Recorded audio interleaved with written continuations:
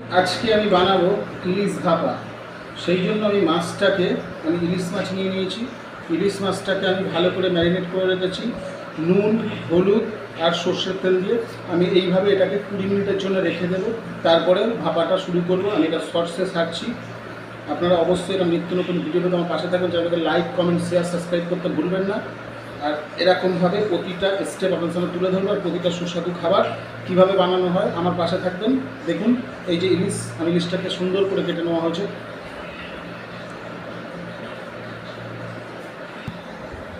দেখুন এর জন্য আমি এখানে একটা বড় সাইজের টমেটো কেটে নিয়েছি আর 6টা কাঁচা লঙ্কা। এটা সিম্পল রান্না, একদম সিম্পল। ইলিশটা আমি পদ্মার ইলিশ নিয়ে নিয়েছি। আপনারা পারলে এখন পদ্মার ইলিশ নিয়ে নেবেন। বেশি বড় সবার তো এই হয় না, বেশি বড় দরকার নেই। ইলিশটা আরামসে আপনারা যে কোনো বাজারে বা যে কোনো জায়গায় অর্ডার করলে আপনারা বাড়ি বসেই পেয়ে যাবেন। আমি এটা অর্ডার করে আমি বাজার থেকে নিয়ে এসেছি। নিয়ে আমি ঠিক ইলিশটাকে এইভাবে কেটে নিয়েছি।